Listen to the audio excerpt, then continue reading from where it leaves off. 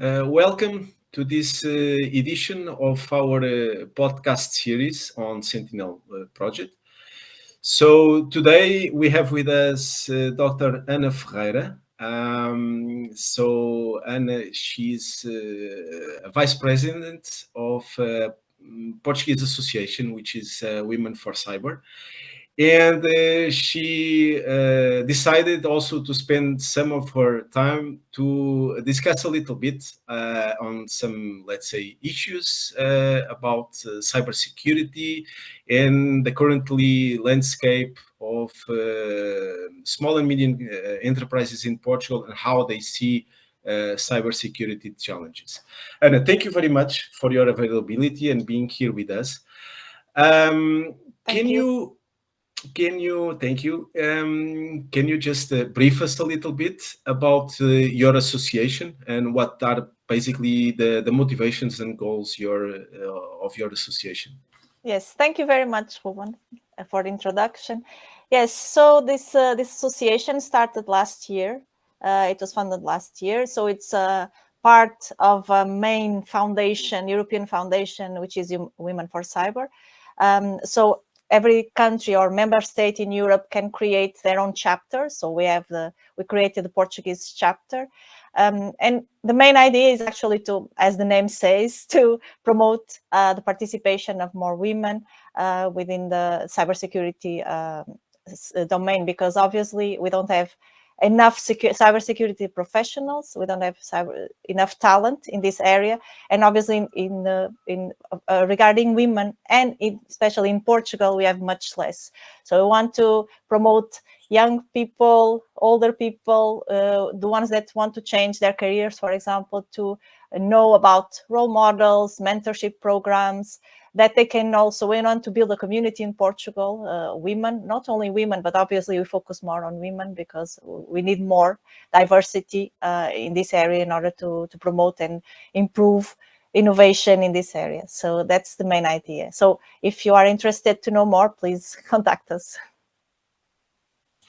Thank you very much. Thank you very much, Anna. So basically, we will put the contact list in our video. Thank you. Portuguese women, and not only Portuguese women, but all the women that are interested in cybersecurity issues, please feel free. Everybody. Exactly. Yes. So please feel free to contact Women4Cyber Association. So thank you very much for this introduction. We will pass now a little bit more to get your insights. What is your opinion about how this, let's say, cybersecurity team, because this is something that recently starts to be, let's say, on the news, if not every day, almost every day. Yes. So it has been a topic that has been caught too much attention. Yes. Especially in the wider audience. We would like basically for us to give your, let's say, your views on how do you see the threats regarding cybersecurity, and basically also the threats regarding with the non-compliance of some regulations regarding with data protection. And how do you see that apply to the Portuguese SMEs and micro enterprises? How they are basically tackling with these issues, with these problems, because they are recent. Well, I would disagree with that. I would start by disagreeing. They are not recent. The problem is they probably only found out about them and are aware to them right now. So cybersecurity is not recent. I mean, I've been in this area for more than 20 years now. Obviously, in Portugal, it is recent because only now it has caught the attention. It has provided us with information about the main impacts that is having. I mean, we have suffered impacts in telecommunications, for example, and we see all this news every day that affects all of us citizens. So I wouldn't say it is recent because it isn't, but it is recent, all the media and communication and all the information that we are having and in the media every day. But yes, I think most of these attacks that we have seen in Portugal, they are mostly about big companies and big enterprises that obviously are supposed already to be more aware and more prepared and with more resources to actually tackle these problems. The issue is, obviously, they may possess the resources. It doesn't mean they will apply them. And it doesn't mean they actually have enough resources because, as I said previously, we don't have enough expertise and enough people to actually work in this area that know about cybersecurity. And in order to be even worse is the fact that cybersecurity is not only about firewalls, it's not only about pen testing or hacking or network security. Obviously, that's very important, and that's where the many vulnerabilities are. But we also know we have the human factor. We also know we have legislation that we need to comply, all the data protection and everything. So it's something that even big companies may have issues and problems controlling and tackling everything because they cannot reach everything, because mainly even if they can pay these kind of professionals, they may not be available in our country because many of them probably leave our country for better conditions. Unfortunately, that could be one of the examples. So what is left, let's say, for the small and micro enterprises?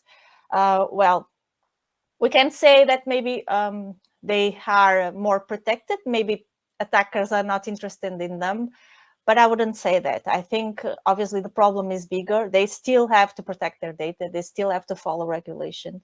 So, but they have less resources. I mean, that's obvious. You already said that even if the big companies don't have, they cannot tackle very well, or at least are not being able to do that. Obviously, small companies will have much more problems, much more stress, and it will impact them more.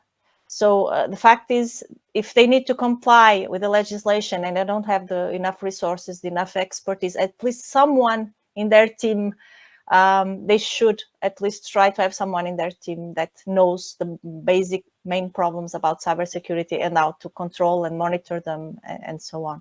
Because we may think, okay, they are small, the attackers are not interested. But I think that's one, I know you are going to talk about the trends, but I can say that I think I don't think criminals will only stop at the big organizations. I think criminals and we have organized crime in the cyberspace, so probably they will start attacking and wherever they can.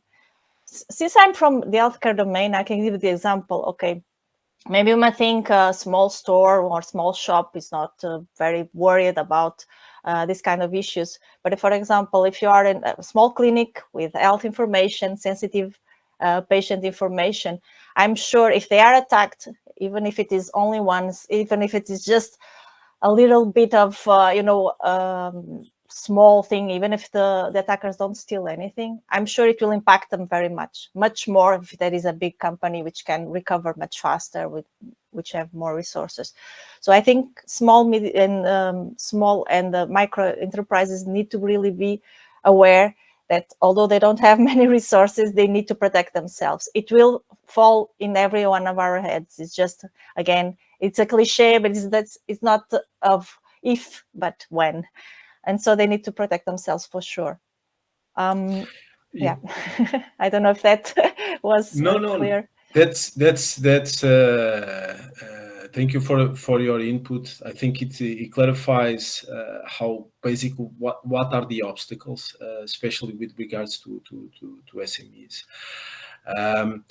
Let's not also forget that we are living, let's say, in a connected world. So the SMEs, they don't work alone. For instance, we have suppliers of big companies, and the suppliers could be small companies, but in any how they are connected to these big companies. So that's true. It's not the attack could be directly from to a big company, but can be through let's say this value chain. So it can be through one of the suppliers. So yes, in this sense, Yeah, I guess that also big companies, when they choose their partners, they also be aware if the partners are secured enough. Yes, more and more, I'm sure they are aware. They need to have their contracts and agreements well done. Otherwise, the impact will be even bigger. And of course, they don't want that. Absolutely. So I guess that this is a problem that affects big companies, but also small and medium companies. If they process personal data, sensitive data, their business data, they want to protect their business, obviously. So, of course. And you also highlighted here a few obstacles, like, for example, the lack of expertise, the lack of qualified personnel, human resources, lack of awareness, and probably this is something that's still something that is not, because, for example, a big organization can always accept the risk instead of just trying to mitigate or put resources to transfer or mitigating it. Maybe accepting the risk of something happening or some breach happening is still okay for them, but smaller organizations, I don't think that's possible. So they really need to do something to proactively to protect themselves before something happens. Exactly. So I think that also the challenges for small and medium companies are also wider in this sense, because there is this awareness first. Because I can tell you that from the very workshops and sessions that Sentinel has been promoting, also in our country, in Portugal, we see that there is still a lack of awareness for most of the small and medium companies. We can tell that, for instance, it happened that some companies, they heard about, for instance, GDPR, but it's not something that it's yet on their priority list. It's not something that they are worried right now. They are not aware that they are actually handling, let's say, sensitive data in their daily business. So I guess that also awareness, or the lack of awareness. Lack of awareness, even information, education, proper education. That's why it is very important to have at least one person that at least knows reasonably well about this kind of issues, cybersecurity aware, or at least obviously it would be very nice to have someone really cybersecurity expert. But if you have at least a privacy expert in your team that really knows about regulations, legislation, then obviously in order to comply with that, you need to have security measures, all the technical stuff. But you need to start somewhere. You need to start to understand and know your risk, right? Exactly. If you're not aware that you are at risk, then obviously you're not going to do anything and wait for something hopefully not to happen. But yes, you still need to understand first that you're at risk. And that's what I would advise. I don't know if you are already in the part where we could at least try to give some ideas about some solutions. But I think first you need to understand your risk. Yes. I know, sorry. No, please continue. No, I was going to say that, for example, there is it can be a disadvantage to be small in terms of, okay, resources, not enough, and okay, we need to compete with the big ones, but still it could be an advantage, because if you're small, it's also easier to know what you're doing, to control your procedures, to control to who you interact with, and to know very well about what data you need to protect, what personal data, what identifiable data, what business and data you need to protect, right? You also have your own business data to protect. So that's the first thing to do. I mean, it's okay, it's not easy. I'm not saying it's going easy because it's smaller, but at least it will be a bit better to, in order to monitor things. You don't have these big companies that span over different countries in order to control everything. So at least that could be one advantage. And then obviously, if you cannot, if you don't have many resources, you can also try to focus your resources in prioritize. So you should have someone to actually have an idea about what kind of requirements GDPR are, what I need to comply with, what are the main requirements that I need to comply with. And by doing these things, by assessing your risk, you already will know about, okay, what do I need to do? What kind of measures I need to have?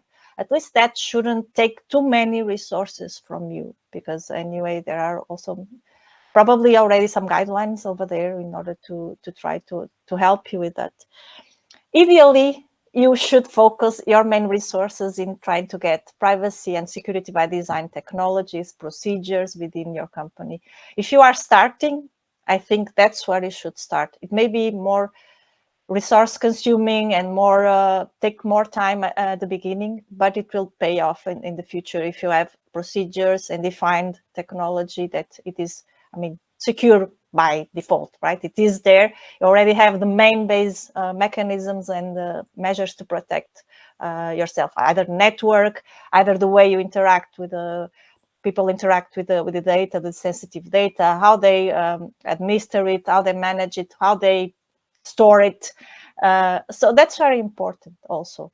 But there are also, of course, that's if you have a bit more of resources to apply. If you don't have, you can also try to look out for some things that are out there, because we have benchmarks for some technologies and even from some procedures. I'm sure there are many benchmark standards that can help you define exactly things from the beginning and not just do things without this kind of best practice. So there are some guidelines that could help you to try to see the best practice and policies in terms even of access control, network security, the kind of equipment you have. There should be guidelines and benchmarks to help you how to actually put things in place in practice and not just in theory.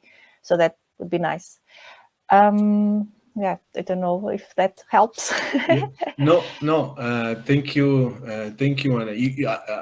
I believe that you also mentioned one of the key message, which is first you need to assess your risk, and I think it. Know yourself. Yes, Very know well. yourself, know your vulnerabilities. Yeah. So I guess that, to some extent, that should be I would say the right way to start it. Of sure. course, you cannot protect what you don't know, right? Exactly. Don't know. Exactly.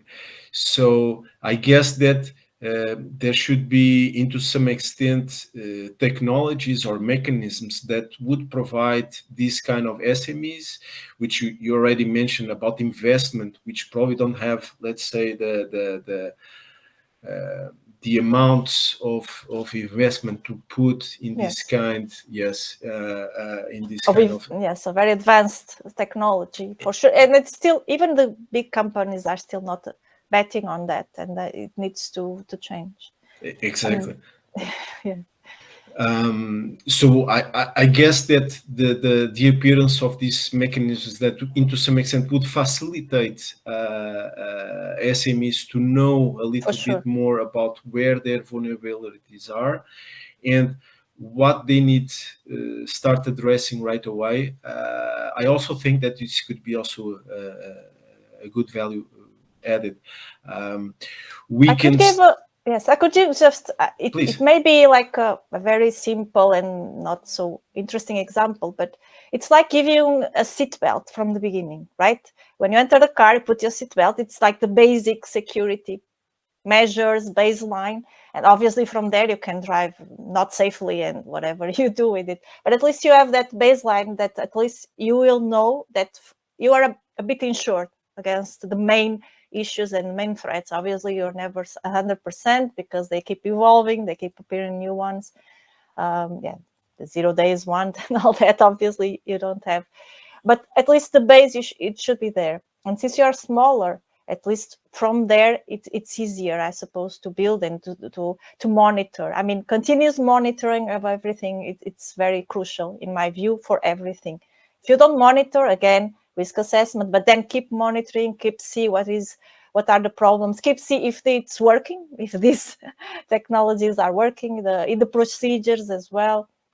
Your users are very important. I usually talk too much about the human factor, but maybe this is not, I don't know if this is the right venue to still focus on that. But obviously, if you still have the right security measures applied, and then someone just clicks on a phishing link in an email, or it's not going to work. and we know these are the main vectors of attack nowadays still, and they are going to increase, because more sophisticated there will be, I'm sure criminals will work with AI and all these evolving technologies that are coming out now in order to perform in a faster pace than we perform the defenses. So we need to be very, very careful. Data protection is very important for you, for the big and very small enterprises, and every one of us, basically. No, you mentioned also a very important aspect, which is the human factor. Some of the breaches are also coming from the inside, because people probably are not educated the right way to do the operations. Like, for example, putting a password in a post-it so I cannot forget it. But it's not their fault. I mean, if you are a company that doesn't have that in their policies, in the way they educate their users, and if they're not interested, right? They're not aware even of data protection. Obviously, that it's not their fault. It's they do what they are told. Yeah, I guess it all boils down to what we discussed in the beginning. It's a question of educating. It's a question of raising awareness that there is a problem, that the problem exists. It can impact us. It can impact us very, very much. Okay.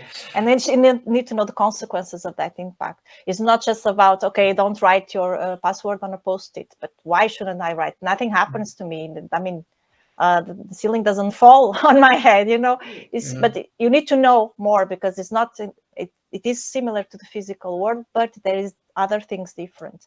The impact, you can see it right now, but there will be impact, and it could be more dangerous even than a physical world sometimes. So, but people don't know about that. Most users are not aware, and we should also work on this awareness. And with smaller teams, I would imagine would be easier, but it all depends. Yeah, this is what we in Sentinel we are also doing. It's first thing is to create this awareness. So it's actually to create awareness inside the SMEs that there are certain aspects when it comes to how the data is handled that needs to be, let's say, taken into care, basically.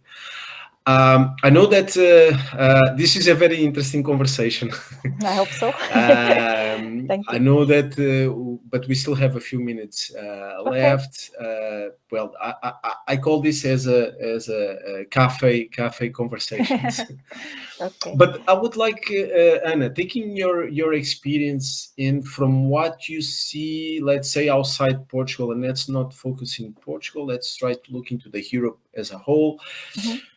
Do you see that this is a problem that is basically affecting us all independently of the nationality? Do you think that when it comes to different countries, do you think that probably there are countries which are more aware, are more prepared than others? Or do you think that with regards to this kind of, let's say, threats, we are pretty much at the same, let's say, at the same level or at the same boat? In the same boat, exactly. Yes. I mean, from my experience, and I've, as you know, been in also evaluating projects similar to yours in Europe. I think the problems are the same. I know some groups, even some countries, some communities may be more aware about the problems, but that doesn't come from the cybersecurity attacks. It may come from cultural issues. For example, if there was a country with war or problems with the terrorism, they're probably more aware of things that can go wrong, and they don't trust as much. So it's not something about, the technology, in my opinion, this can be debatable. But I think it depends on each one of us, the experiences we had, the value we give to our data, our privacy. Also, in each one of us as humans, we have this kind of persuasion and manipulation factors that we have. And we also have this degree of trust that we have. For example, I'm more willing to trust generally than probably you are, just give you an example. So each one of us is different. So I cannot say that it is a country which is more prone to be aware. And also, I think it depends, obviously, more countries that have media and have education at schools I don't know, also more information, more proper, adequate information given to them, obviously they are more aware. I mean, it starts there, right? They are obviously more aware because they were given this information, they were explained about, okay, the consequences, the impact, and so on, and that's obvious, right? So that's obvious. I wouldn't say it is a Portuguese issue. Yeah. I don't think so. Okay. Basically, as I was saying, also the role of, for instance, technology firms, like for example we have in other sectors, but also the role of the technology firms in also to provide with more tools to make companies also more secure. But how do you foresee the future in 5 years? I'll try to give my vision, my overview, depending obviously of my experience at what has passed already. Because if we start thinking about GDPR, it came into force in 2018, so almost 5 years ago, right? So there was legislation before, which which most people ignored. So it wasn't. We know why now it's starting to be more. People want to be more aware because there is the big fines, but still, it hasn't been enough. In 5 years, I don't think it was enough to change cultural behaviors within the companies or organizations, whichever they are, big or small. Although the new ones that I've been creating this time frame should be obviously they don't have excuses. I would say, because when you start a company now, you know, okay, you should know about the main requirements regarding data protection, cybersecurity. I mean, it's been in the news, so you don't have an excuse. But ones that were already before, it takes a lot of time to change. It takes a lot of time to change the procedures, to adapt them. First, you need to know what you need to do, and then how you change that to comply with everything you need to do, and it's not easy. So maybe in 5 years' time, it will pass 10 years. Hopefully, it will be enough to at least raise the awareness. I'm sure this needs to happen. I don't know. Some ideas would be actually within government, maybe the state institutions that are more public institutions could have integrate in their the way they get employees, so job positions and so on, to inform people about problems, the impact, and so on. Have some kind of structured education so for people that come interact with some technology. I would say even I would go further and put that into schools. I have a project that I want to see how we can integrate that kind of education as young as 6 years old, because that's when they put a laptop with internet to kids in Portugal. So without any kind of security rules or education or anything, at least as far as I know. And obviously that would change a lot. I mean, create awareness and some basic cybersecurity education for the generations in the future, for sure. In terms of the organizations, I don't think, I hope it will change. I hope it start to change faster, because they need to change faster, bigger, smaller, they need to change faster. They need to adapt to what the tax will not decline. They will increase if something. So they will increase, they'll keep coming, they will become more sophisticated. They need to keep up to date if they want to really protect themselves. And these kind of attacks don't impact their business, because we know that's the main issue. I mean, be more resilient, take care of their privacy and in security by design technology as much as possible, procedures, educate their staff. Yeah, I think that's the main things that I would say. In terms of how it will evolve, like in more general way, we are seeing that, for example, cookies are going, they seem to have like a timeline, like they're going to end in a way that they are, I think companies were trying to direct more to the take out the third parties from the loop and focus the direct partnerships with the brands, with the business, in the people that own really the data, even maybe consumers. So maybe that would be something that would change in the near future, is that we are the companies, we actually deal with the consumers, the makers of the data, the owners of the data themselves. So in order to try to take out some of these third-party companies from the way. that's something that is evolving now. So I predict that hopefully it will continue. For example, in terms of legislation and regulations, I think they will increase. Things will become tighter, because if you don't see anything changing in 5 years, I'm sure they will start putting more regulations, being more aware and more rigorous in investigating breaches and investigating the problems that companies have. So I would be more aware of that. I mean, that I'm sure that will increase.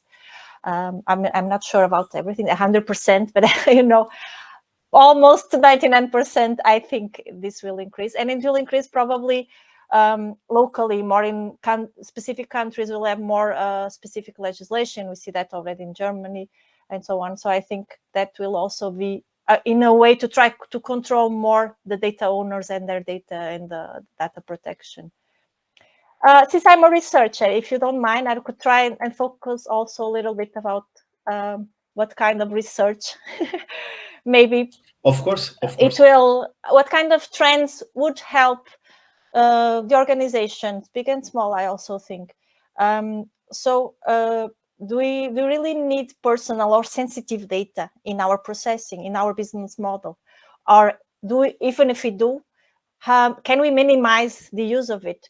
Can we actually process only anonymized data, or data that is not really, most of the times we probably don't need to actually assess or process personal data in our business? I would say, obviously it depends on the business, but most of the times only maybe a specific team, a specific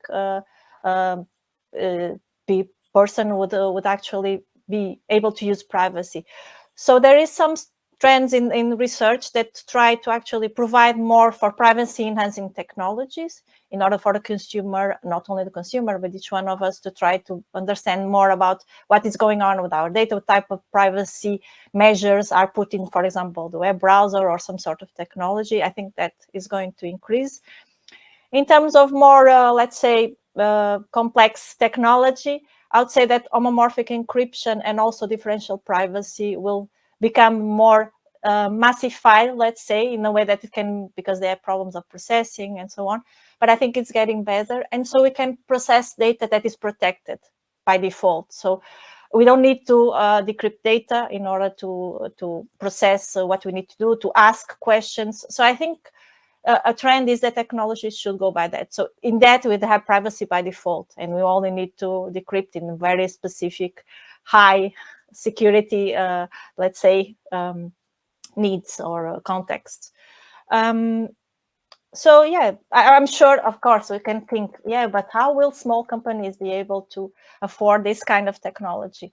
Well, as it becomes more massified, let's say, it would hopefully be more integrated into the technologies, as is my hope, that it will be like privacy security by default, that they will be integrated, these kind of technologies. By default, it would have protection of the data. So privacy would be there. And then obviously you only need to protect, I mean, put other layers of protection regarding what you do with the data, how do you process and so on. But I think this needs to go and accompany the way that legislation is also going, because we will need, in order to comply with legislation, we would need the technology to go faster in order to be able to go hand in hand. Otherwise, we won't have means to enforce that legislation and regulations, in my perspective, at least. So I was thinking, as these legislations, for example, that are coming, and the directives that are coming at the European level, for example, we have the AI Act, we have the new cybersecurity, all the acts and all the legislation that are coming out. But I think that also European, at the European level, we could have some directives that could be centralized, that could be kind of standard guidelines for security practices within companies, organizations, data protection. So they could have some sort of library or some sort of directives that would be more specific in terms of what you need to do in your company.